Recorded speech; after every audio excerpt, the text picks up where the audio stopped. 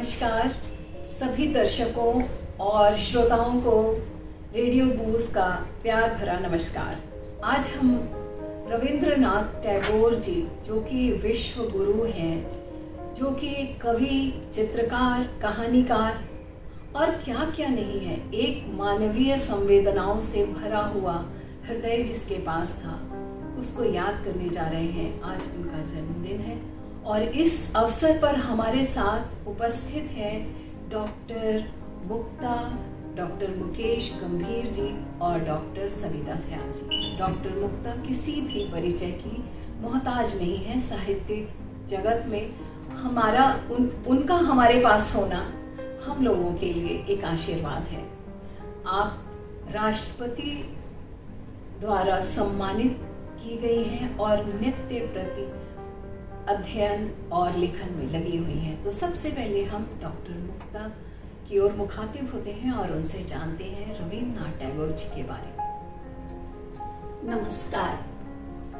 आज हम सब टैगोर जी के जन्म दिवस पर यहाँ आए हैं ताकि हम उनके बारे में कुछ चर्चा कर सकें।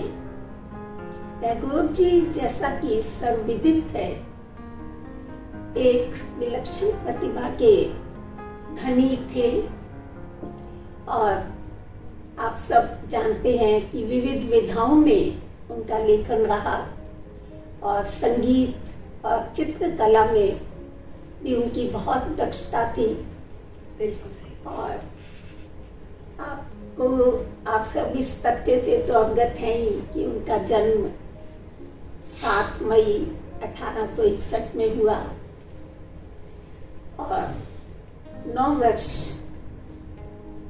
की थी आयु उनकी जब उनका विवाह हो गया। और उनकी जो पत्नी थी उसकी आयु उस समय पर 9 वर्ष थी और इनके 5 जो है संतान इनकी हुई।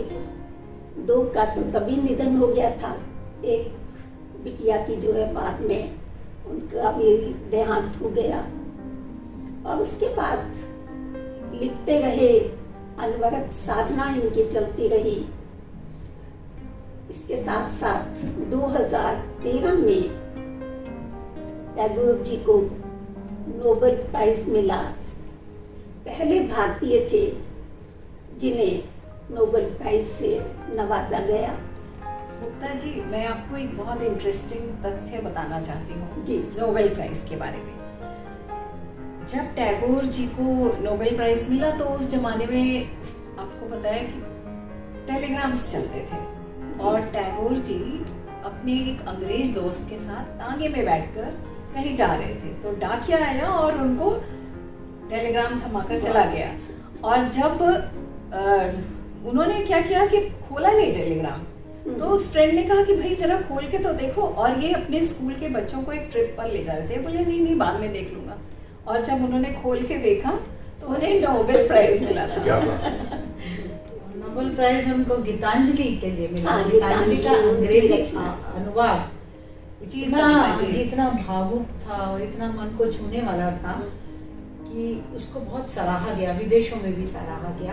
आज तक भी जो है उसकी चर्चा होती है। और ऐसा कहते हैं कि जब गीतांजलि की जिसने भूमिका लिखी थी तो वो जो व्यक्ति थे, यीट्स उनका नाम था, अंग्रेज थे, और वो पागल हो गए थे उसको पढ़ के।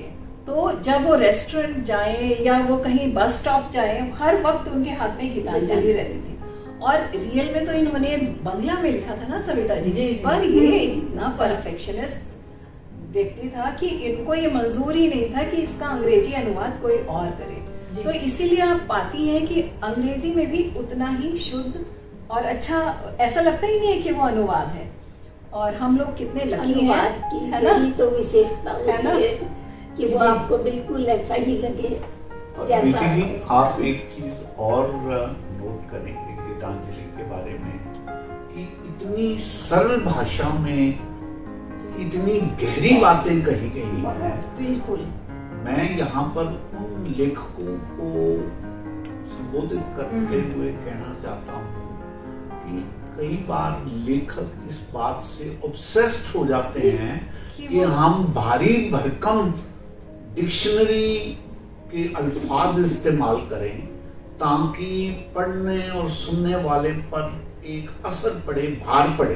बिल्कुल बिल्कुल। लेकिन रविंद्रनाथ ने अपनी गीतांजलि में जिस पर उनको नोबेल प्राइज मिला है कि आपकी सोच गहरी होनी चाहिए। आपकी बात उन्होंने किस शब्दों में कही है, जो आप बात कह रहे हैं, आपकी बात को मैं आगे बढ़ाती हूँ रविंद्रनाथ टैगोर के शब्दों में जी। उन्होंने कहा, देव देव डुबा दो अहंकार भव, मेरे आंसू जल में अपने कामों में न करूं आत्म प्रचार प्रभु। क्या बात, बहुत सुंदर। और देखिए उन्होंने 2 देशों के राष्ट्रीय गान लिखे, जन गण मन हमारा राष्ट्रीय गान उन्होंने लिखा, बांग्लादेश का भी लिखा। और यदि उनकी कहानियों की बात की जाए प्रीति जी, उसमें देखिए कितना दर्शन है, प्रेम और वियोग तो है बिल्कुल, उसके साथ साथ इतनी दार्शनिकता झलकती है। बिल्कुल सही। और उसमें फिर उन कहानियों के माध्यम से कहा गया है कि सामाजिक और वैचारिक उत्थान हो, यानी रूढ़िवादियों से हम ऊपर उठे और हम एक नए विचार के साथ जो समाज के कल्याण के लिए वो आगे बढ़े। और उधर मैं गंभीर साहब की बात का अनुमोदन करते हुए ही कहूँगी प्रीति जी, कितनी सरल भाषा में बात करते हैं, इसीलिए काबुली वाला सबके दिल को छू गया। एक पिता और पुत्री के प्रेम की स्नेह की कहानी है, आप देखिए। और वो क्योंकि बहुत ही सच्चाई से लिखी गई है, भावों के प्रति उनकी ईमानदारी थी बिल्कुल बिल्कुल कि हर पढ़ने वाले को। और इस पे फिल्म भी बनी है, सत्यजीत रे और मृणाल जी ने कई फिल्में भी बनाई हैं, छोटी-छोटी आजकल YouTube पे। काबुली वाला इसीलिए लोगों को इतनी पसंद आई कि बहुत ही सहज भाव से कहा गया है उसका। देखिए आप सब लोग यहाँ बहुत विद्वान लोग बैठे हैं, मैं एक बात भी बताना चाहता हूँ और मेरी बात में एक प्रश्न भी है जो मैं प्रीति जी आपसे और डॉक्टर मुक्ता से करना चाहता हूँ। कहते हैं कि जिन दिनों में, आखिरी दिनों में अस्वस्थ रहते थे तो विनोबा भावे एक बार इनसे मिलने गए और विनोबा भावे जी ने हालचाल पूछा और फिर एक बात कही कि आप ठाकुर जी थोड़ा अस्वस्थ रहते हो, हमें चिंता रहती है, लेकिन एक बात का संतोष है कि आपने अब तक 55,000 गीत लिखे। टेनिसन ने भी 5,500 गीत लिखे हैं और आपके इतने गीत हैं। ठाकुर जी ने अपना सर झुकाया विनम्रता से और कहा, आप ठीक कहते हैं, लेकिन अभी मैंने वो गीत नहीं लिखा जिसको लिखने के लिए मैं आया था। मेरा एक प्रश्न आपसे, आप सब विद्वानों से है जी, आपको क्या लगता है वो कौन सा गीत था? क्या विनोबे जी बाद में लिख पाए या वो लिखना रह गया? इसके बारे में मैं बताऊं सर, ये अक्सर जितने भी उत्सव होते हैं ये बात सर के दिल के बहुत करीब है। मैं गंभीर साहब को कई वर्षों से जानती हूँ, तो अक्सर ये इस बात को कोट करते हैं कि कोई अंदर खलबली अगर मची हुई है तब तक आप संतुष्ट नहीं है कि आपने कितना लिखा। और उनके गीतों को, जो उनकी कविताओं को गीतों में ढाला गया और रविंद्र संगीत की वहाँ से श्रृंखला शुरू हुई। मेरे से अगर आप पूछेंगे ना, मैं ये बताती हूँ, अगर आप मुझसे पूछे, उन्होंने वो गीत लिख दिया जी, जिसको कि आज तक हर कोई गा रहा है, अंग्रेजी में गा रहा है, हिंदी में गा रहा है। जी जी, होंगे कामयाब, क्या बात, बहुत अच्छा, बहुत अच्छे, बहुत अच्छे, होंगे कामयाब एक दिन, उन्होंने तो लिख दिया। और अगर आप देखिए उनको कितनी जगह यूज किया गया, होठों से छू लो तुम मेरा गीत अमर कर दो, ये गजल भी लिखी, ये गजल उनकी ही एक बंगला कविता से प्रेरित होकर लिखी गई है ना। देखिए प्रीति जी, मैं प्रश्न भी मैंने करा है, उत्तर भी मैं जानता हूँ जी सर। कभी हृदय होने के नाते जो बात मैडम सियाल भी कहना चाहती हैं और आपने तो स्पष्ट रूप से कह ही दिया। देखिए, शायर हो, कवि हो, लेखक हो, जब तक उसकी लेखनी में ताकत है, शक्ति है, दम है, तब तक उस भीतरी बुलबुलाहट को वो बाहर निकालने के लिए हमेशा लालसामय रहता है। बहुत सुंदर बात। और जब तक वो कह नहीं पाता, मेरा ये मानना है कि एक दिन और मिल जाए तो ठाकुर साहब और लिखना चाहते होंगे, उससे भी एक दिन और मिल जाए तो और भी सब कुछ लिखना चाहते होंगे। बिल्कुल, क्योंकि परमात्मा जिनको इस हुनर से नवाजता है। बिल्कुल। देखिए, मैंने एक रुबाई लिखी थी जी सर जी कि मैं जज्बातों से बेईमानी कर नहीं सकता। बिल्कुल।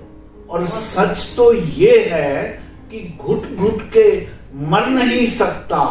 खुदा ने मुझे शायरी की तौफीक बख्शी है, मैं उसकी रहमत से गफलत कर नहीं। बहुत खूब, बहुत खूब। तो यही बात मैं सर की बात को आगे लेके चलती हूँ कि रविंद्रनाथ टैगोर जी हृदय को उन्मुक्त रखें और बच्चों को पेड़ के नीचे प्राकृतिक वातावरण में पढ़ाया जाए, क्लासरूम की 4 दीवारी से अलग रखा जाए। और मैं वो सौभाग्यशाली व्यक्तियों में से हूँ जो शांति निकेतन वो कराए। मैं विशेष रूप से मैं कलकत्ता गई थी और वहाँ से मैं शांति निकेतन गई, जबकि काफी दूर है। नहीं 180 है और ट्रेन चलती है बहुत।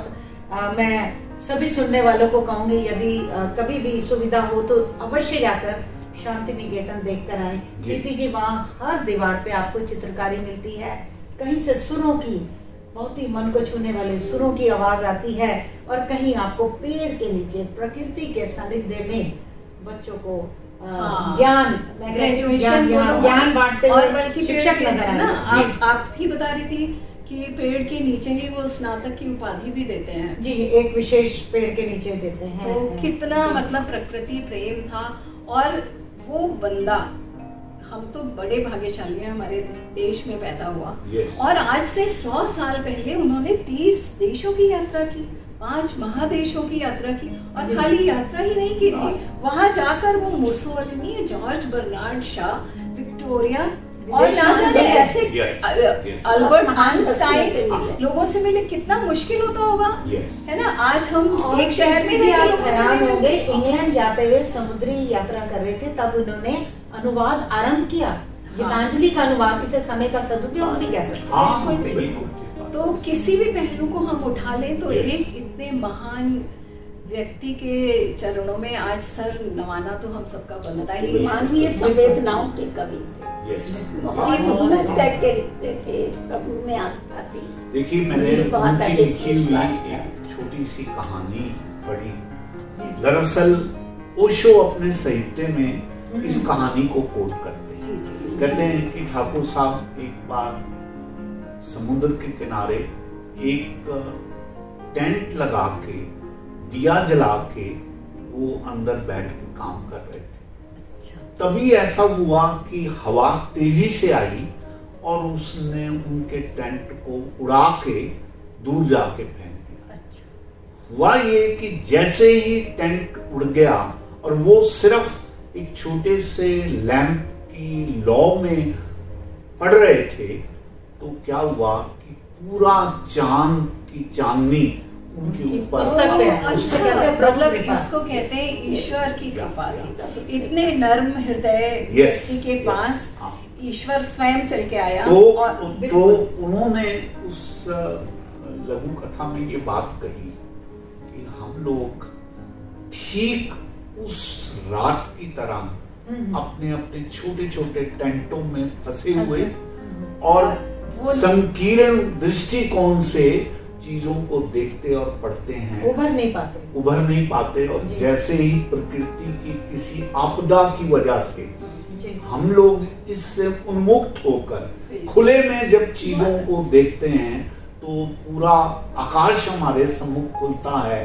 फिर हमें छोटी छोटी खिड़कियों के माध्यम से आकाश को देखने की जरूरत नहीं होती, पूरे का पूरा एक विस्तृत आकाश हमारे सम्मुख प्रकट हो जाता है। देखिए, गांधी जी के साथ उनका थोड़ा मतभेद था। मतभेद इसलिए था, गांधी जी राष्ट्र को ही महत्व देते थे, लेकिन रविंद्रनाथ टैगोर जी का कहना था कि मैं मानवता को राष्ट्र से भी ऊपर महामानव थे। गांधी जी से उनका वैचारिक मतभेद था, मनभेद नहीं था। महात्मा गांधी जी ने रविंद्रनाथ टैगोर जी को गुरुदेव की उपाधि दी और उन्होंने भी उनको महात्मा कहा और वो मिलते थे, बैठते थे इकट्ठे। लेकिन रविंद्रनाथ टैगोर जी का यही कहना था, बहुत अच्छे मित्र थे गांधी जी। हाँ, एक बार 60,000 रुपीज उस जमाने में गांधी जी ने अपने जो पैसे जमा कर रहे थे वो उस टाइम जब उन्होंने देखा कि स्कूल नहीं चल पा रहा है, बड़े बुरे हाल में आ गया था, तो उन्होंने 60,000 रुपीज उस जमाने में इनको ट्रांसफर कर मतलब भिजवाए थे और जिससे कि इनका ये आगे की शिक्षा की जो भी जी अब शांति निकेतन एक ट्रस्ट चला रहा है और बहुत ही अच्छे उसमें, और वहाँ बहुत से कारीगरों को भी रोजगार मिला हुआ है। और मैं बहुत अच्छे वहाँ से पेन स्टैंड और ये फोल्डर, ऐसे फोल्डर लेके आई, ये भी वहीं का ही है। और मैं कहती हूँ शांति निकेतन बंगाल के लिए और वहाँ के लोगों के लिए एक उपहार है। और दुनिया, इसी में मैं ये बात जोड़ना चाहूंगी सविता जी कि दुनिया में एकमात्र यूनिवर्सिटी विश्व भारती यूनिवर्सिटी ऐसी है जिसका की चांसलर आज भी हमारे देश का प्रधानमंत्री होता है। तो ये उस व्यक्ति की दूरदृष्टि थी और हमेशा यही कहा जाता है कि कवि और लेखक ऐसा हो जिसका जो वो 200 साल आगे की सोचे। और आज हमारे देश का बच्चा भी देखिए कितने टीवी सीरियल्स, उनकी 26 कहानियों का कितना सुंदर सीरियल्स आ रहे हैं। मेरे को तो कवि से ज्यादा एक जो कहानीकार हैं, जो वो सामाजिक व्यवस्था पर जो वो प्रहार करते हैं, नारी अस्मिता, और उनकी स्त्रियां हमेशा जो है स्ट्रॉन्ग होती हैं, उनके हार नहीं मानते। और जाति प्रथा का उस जमाने में वो उन्होंने विरोध करके वो जो एक कहानी त्याग लिखी है, कितनी अच्छी कहानी है। और ना जाने डाकघर देखो, रोते आंसू किसके नहीं आ जाएंगे डाकघर पढ़ के, एक से एक खूबसूरत। प्रेम का वियोग पक्ष भी लिखा है, संयोग भी, और इतना खूबसूरत लिखा, बहुत खूबसूरत। वास्तव में उनके साहित्य को, कहानियों को, कविताओं को जब भी हम पढ़ते हैं तो विवेचन भाव हम में आता है, बहुत सुंदर, इसी में डूब जाते हैं। 1000 कविताएं उन्होंने माँ भारती को समर्पित की है, उनकी झोली को सुशोभित किया है, और 8 उपन्यास और 8 कहानी संग्रह। मुझे तो याद है जब हम लोग छोटे छोटे हुआ करते थे और जब कुछ पढ़ना शुरू किया था तो यही पता चला था कि रविंद्रनाथ टैगोर जी, शरद चंद्र और प्रेमचंद, इनको अगर पढ़ लो तो समय तो बहुत अच्छा। उन्होंने बांग्लादेश का भी राष्ट्रीय गान लिखा, और कैसे उन्होंने बांधा उस टाइम बहुत कठिन समय था, बंग भंग की जब घोषणा हो गई तो उस वक्त उन्होंने ये लिखा। और हम कैसे, मतलब अब मैं चाहती हूँ मुक्ता जी से पूछना चाहती हूँ, एक लेखिका और एक कवि हृदय साथ में रखते हुए आप उनके बारे में क्या कहना चाहेंगी और किस तरह से उनको श्रद्धांजलि देना चाहेंगी? मैं यही कहना चाहूंगी कि उनके बारे में जितना भी कहा जाए वो कम है, और वास्तव में सूर्य को दीपक दिखाने वाली बात है। वे मानवीय संवेदनाओं के कवि थे, और जो उनके हृदय की कोमलता है और उनके हृदय में जो समझो उनकी मजबूती है, कैसे वो स्ट्रॉन्ग थे, कि वो सब जो भाव हैं वो उनकी रचनाओं में उभरते हैं। क्योंकि उनकी नायिका जो है वो संघर्ष करती हैं, कहीं पर पराजय नहीं स्वीकारती हैं। ये बड़ी खास और यही आज के युग में हो भी रहा है और यही आज के समय की मांग भी है। बिल्कुल सही, बिल्कुल सही। तो हम यही कहना चाहेंगे कि उन्होंने खंडन नहीं किया, मंडन किया, समाज, हमारे समाज को आलोकित करने का प्रयास किया है उन्होंने। सिर्फ समाज को नहीं, राष्ट्र के प्रति भी उनकी जो है अपार श्रद्धा थी, प्रेम था उनका, स्नेह था, समर्पण था। और किसी भी रचना को 4 पंक्तियां भी यदि हम पढ़ते हैं उनकी, तो उनके प्रति हमारे हृदय में वो श्रद्धा का भाव उपजता है। और किस तरह से जैसे भी उनकी परिस्थितियां रही, वे आगे बढ़ते गए, अंतिम समय तक वो लेखन करते रहे और उसी अधूरी चाह को, जैसे गंभीर साहब ने बताया कि विनोबा भावे जी ने भी जब उनसे यही कहा, उनकी प्रशंसा की, अरे भाई तुम तो सबसे ऊपर हो, तुमने तो इतने गीत लिख लिए। और जो बड़े बड़े हमारे राइटर्स थे उन लोगों ने भी 5500 से अधिक गीत वो नहीं लिख पाए, परंतु उन्हें संतोष नहीं था, क्योंकि उन्हें लगता था कि अभी उन्हें बहुत कुछ करना है और वो सब कुछ जो जिनसे उनका हृदय उद्वेलित है वो उसे शब्दों के माध्यम से, वाणी के माध्यम से प्रकट करना चाहते हैं। यही उनकी अधूरी चाह थी और शायद हर लेखक की यही इच्छा होती है कि वो अपना अच्छे से अच्छा जो उसके मन में है वो समाज को दे सके, तभी वो विदा हो इस संसार से, अपने जो साहित्यकार का जो दायित्व है उसे वो निभा सके। बहुत खूबसूरत और बहुत सही बात कही है डॉक्टर मुक्ता, और आप खुद भी वैसी ही हैं। Yes, undoubtedly. हम आपको उतनी ही श्रद्धा से देखते हैं जितना कि कभी गुरुदेव को आज कभी लोग आपको वैसे ही देखेंगे। हम तो आज हमारा ये सौभाग्य है कि आप हमारे करीब हैं और इतनी आसानी से हमें उपलब्ध हो जाती हैं।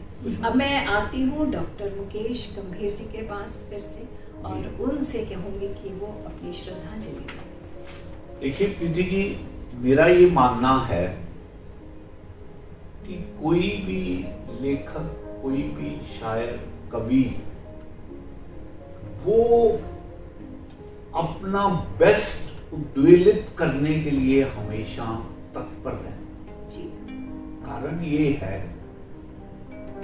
देखिए मैं एक उदाहरण से बात स्पष्ट करता हूं।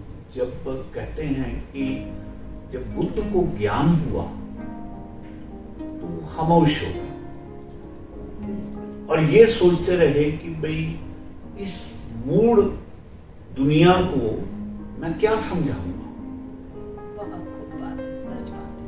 तभी देवताओं ने एक बैठक बुलाई और बुद्ध को कहा कि सदियों बाद एक कोई विरला आदमी तुम्हारे जैसा आता है जो ज्ञानास्थ होता है, जागृत होता है। जी।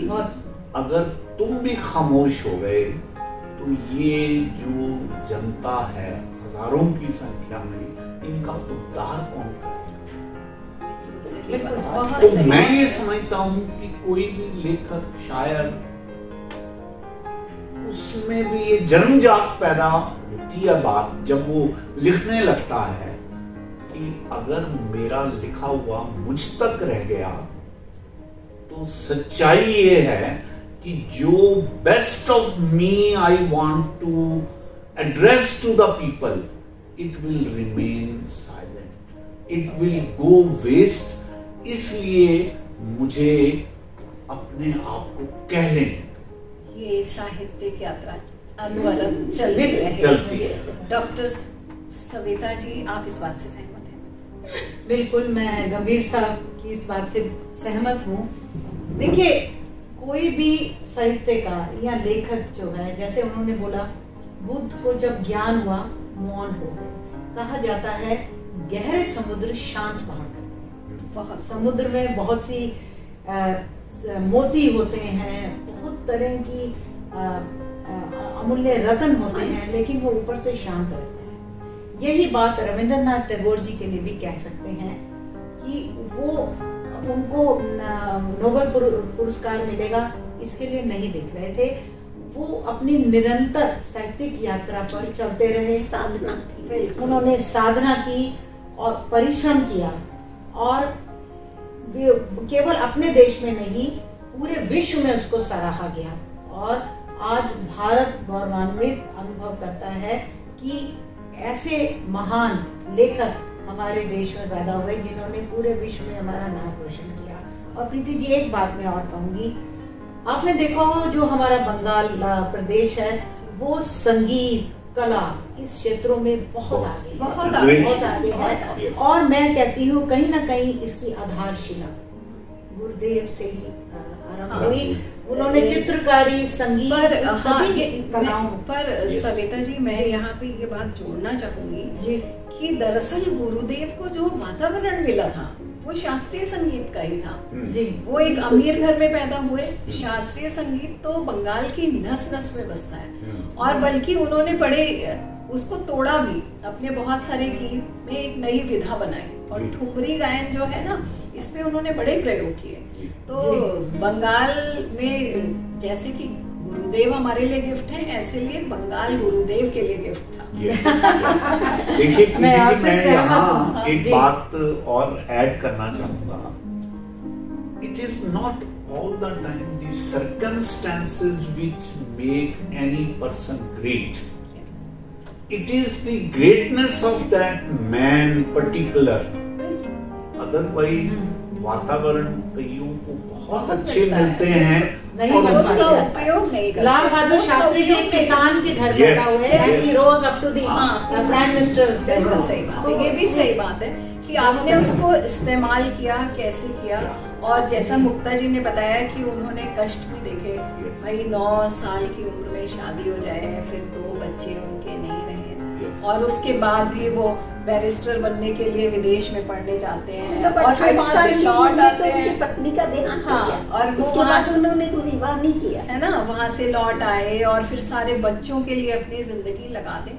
तो ऐसे तो मैं ये कहना चाहता हूँ, जो थोड़ी सी बात अधूरी रह गई थी कि हमें बंगाल को क्रेडिट तो देना चाहिए लेकिन उससे कहीं ज्यादा क्रेडिट हमें रविंद्रनाथ ठाकुर को देना चाहिए, क्योंकि अदरवाइज लोग तो ये कहते चले जाते हैं कि भाई कदम एक उठाया था गलत राहे शौक में और मंजिल तमाम उम्र मुझे ढूंढती है। तो बात ये है कि व्यक्तित्व इंसान की ऐसी चीज है जो सर्कमस्टेंसेस को भी अपने फेवर में करके अपने आप को ऊपर उठा ले। जी इसी से देखिए उनकी जो एकला चलो रे कि कोई आपका साथ दे ना दे, अपने आप पे विश्वास रखें, आत्मनिर्भर बने और चलते रहें। कितनी गहरी बात उन्होंने बहुत खूबसूरत। आप अकेले चलो और आज भी देखिए उनकी जो उनका जो चित्र अगर देखते हैं ना कैसा कितना शांत भाव का गहराई है ना। I wish I could have such a personality to look like him even in the old age. Sir आप ट्राई करें, आप उससे अच्छे दिखेंगे। ट्राई कीजिए, एक बार पूरा अपना गेटअप चेंज कीजिए। और आप शायर तो हैं ही और कलाओं को आप प्रोत्साहन देते ही हैं अपने रेडियो बूज के माध्यम से। तो कोई दुविधा नहीं है आपके पास। इसी संदर्भ में जी एक बात मैं कहना चाहूंगी जो उनकी एकला चलो रे वाला जो उनका सिद्धांत है वो इसलिए नहीं कि आप दुनिया से अलग थलग हो जाओ, बल्कि वो कहते थे कि आप अपना रास्ता उद्देश्य लेके चले आगे, आप मील की बरकत साबित निरंतर आगे बढ़ते जाइए। और कितनी आपदाएं आए, कितनी बाधाएं आए, आपको ना तो रुकना है ना बीच राह से। और उनकी जीवनी में ये भी लिखा है कि दार्शनिक वो क्यों बने, उनको प्रकृति से प्रेम था। जैसे जैसे वो प्रकृति के निकट जाते रहे उस विधाता के प्रति उनका सम्मान बढ़ता गया और उनको समर्पित उन्होंने बहुत सी कविताएं लिखी। देखिए अध्यात्म से जुड़ी हुई बहुत सी कविताएं हैं। मैं ये चाहूंगा कि प्रीति जी उनकी एक बहुत फेमस कविता है Where the mind is without fear। अगर वो आपके पास मेरे पास है नहीं, मैं निकाल सकती हूँ। हाँ प्लीज आप सरिता जी। मैं उसका हिंदी अनुवाद, मुझे हिंदी का था। हाँ चलिए आप हिंदी अनुवाद में बता कविता है। आप बताइए। विपदा में निर्भीक रहूं मैं, विपदा में निर्भीक रहूं मैं, इतना हे भगवान करो कोई जब मदद को ना आए, मेरी हिम्मत टूट ना जाए।